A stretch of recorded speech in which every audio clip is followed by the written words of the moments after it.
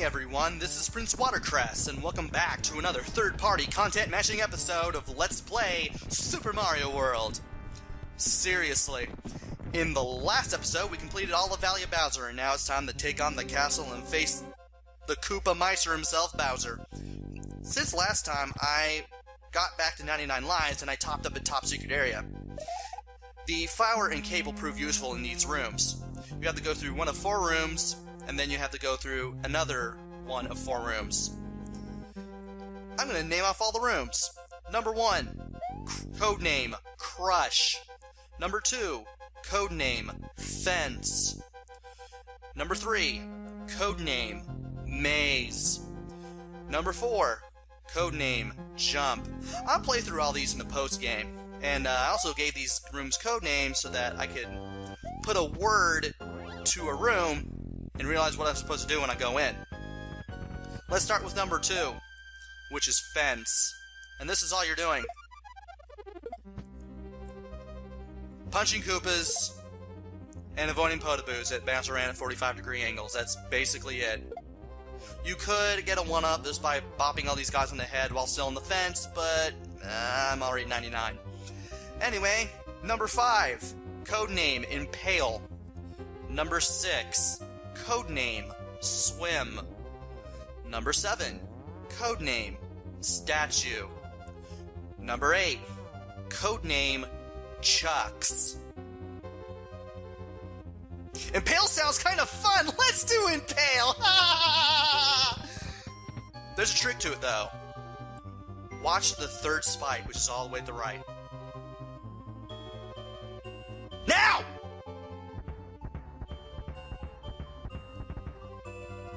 This is how you do it!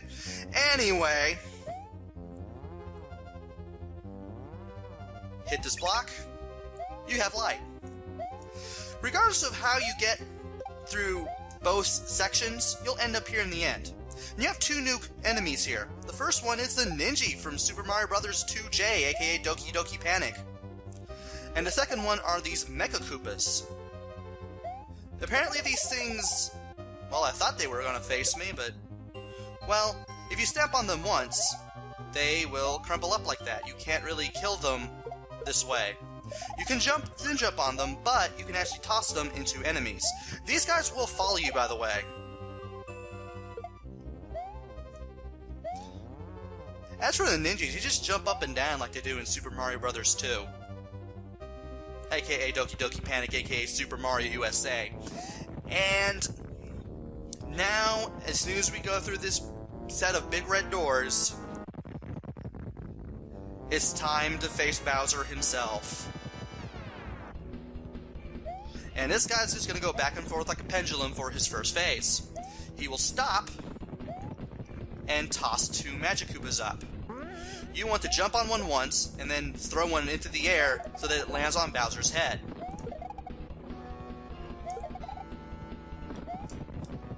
And I seem to be not doing a very good job. There we go. Usually I'm able to do that rather instantly, but apparently I had some trouble with his momentum there. But when you get 2 hits in with the Magic Koopas, he goes away, he flies through the foreground showing off that mad thing that is Mode 7, and then you have the Dodgy's Flames. You can stand in between them. When he comes back, Princess Peach will toss you a mushroom in case you need an extra hit. Thankfully we're good here. Now it's time for Bowser's second phase.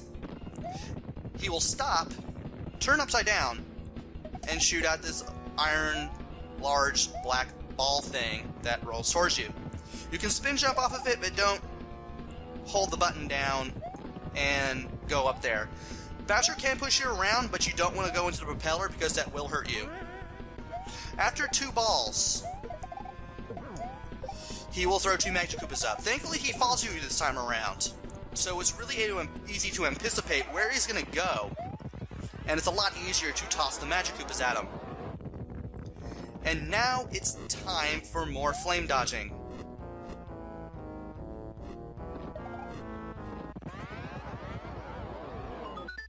Yes, there is a way to more easily avoid those things, just go right when they start disappearing.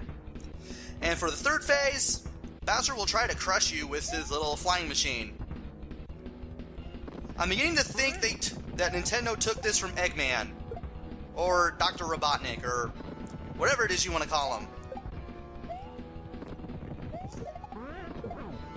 You want to toss 2 more Magikoopas into him, because that is the only way you're going to get him to stop doing things. And after that second hit, you will finally get Princess Peach back, and Bowser will be defeated once and for all. Or at least until the next Mario game, because he always shows up again for some reason.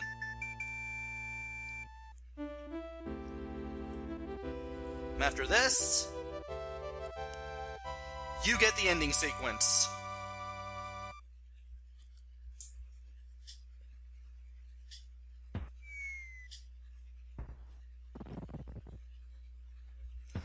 And we also get some fireworks, too.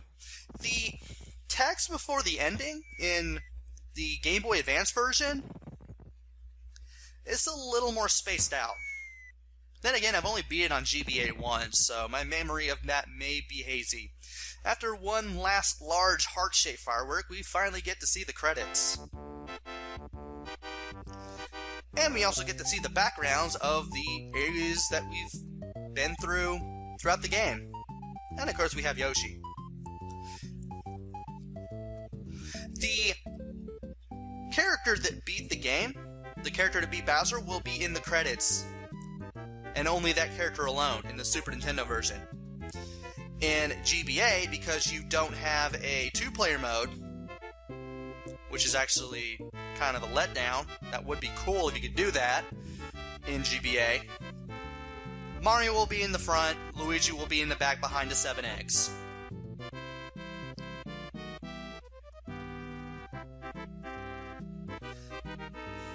There's not really much else to say about the ending, at least not for this credits part, so I might as well go ahead and mention how I feel about the game. Basically, put the Super Nintendo out there as a pretty good contender in the Bit Wars. Really saved Nintendo's hide during that whole time back in the early 90s.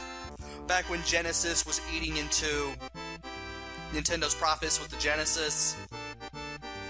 And while the popularity of both systems, both the Super Nintendo and the Sega Genesis, were pretty much at an all-time high and were very evenly matched, and even though there were the hardware differences,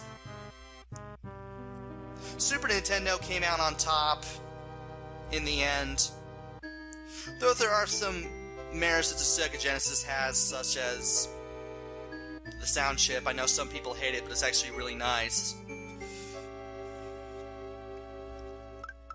And apparently all of Yoshi's friends were Baby Yoshis. And there's a green Baby Yoshi. You could have actually paused, like, in the middle of getting Yoshi to get a green Baby Yoshi, if you pause it at the right time. But other than that, it's the only other time we're going to see one. And you get an enemy roll call. Apparently this Charging Chuck is wearing blue. Don't know why.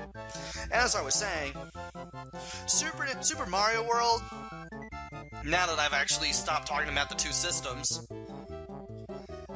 Super Mario World is actually not that bad a game. Some people say that it's hastily cobbled together. It doesn't really feel that way to me. Primarily because it has more non-linearity than Super Mario Bros. 3.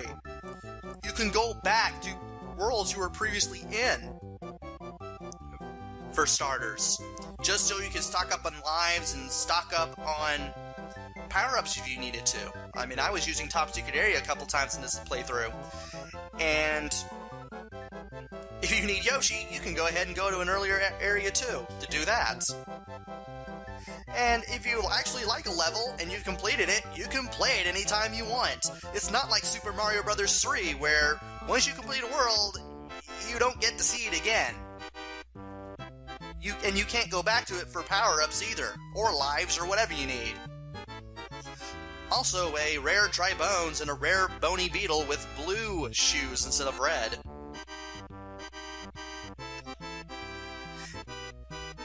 So, just for the non-linearity alone, I actually like the game just for that. You don't need to find every area in order to get to the end. I know that was kind of true in Super Mario Bros. 3, that was only to a certain extent. Here, you could actually beat it in, like, as many as 8 or 11 courses. I may have gotten that actual number wrong, but, well, it's very much doable and possible. I know you could do it in Super Mario Bros. 3 too with the warp whistles, but here it doesn't seem to take as much effort. You don't have to go through finding the warp whistles just to get to where you want to go. You just gotta play like mad and know where everything takes you. So, I actually give that some rather high marks. Gameplay is rather tight. I do like the graphics. The play control is what it's supposed to be for a Mario game. I do like the fact that they throw in Yoshi. They throw in the Cape Feather, which is basically a really nice step up from the Raccoon Leaf and Raccoon Mario, because you can actually stay in the air indefinitely, provided you know how.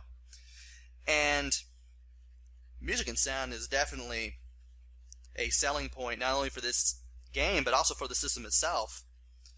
Really nice. If the music itself isn't enough reason for you to get this game or get a Super Nintendo, I really don't know what else to tell you. I mentioned graphics, I mentioned play control, I mentioned sound, I mentioned music, which is basically part of sound. That's basically it. And there is a good amount of replay value. I mean, it's really nice just to go through the game and play through all the levels again. Even if you haven't played through it in a while, some of it is really, really memorable. And just for the non-linearity alone, the fact that you can kind of play through this however you want, just go through the stages you need to do, or want to do, just to get to Bowser as quickly as possible, the way you do it is really nice. It's really outstanding. So, that's it for Super Mario World. Almost. It should be noted that I still have a few things left to do. I haven't done Star World 5 yet, and there's a good reason why I haven't done it yet. Also, I will be doing the other 6 rooms in Bowser's Castle for the post-game as well. These new things you don't have to do to get through the game, they're very much optional courses of the game, but they take your playing abilities with this game to the limit.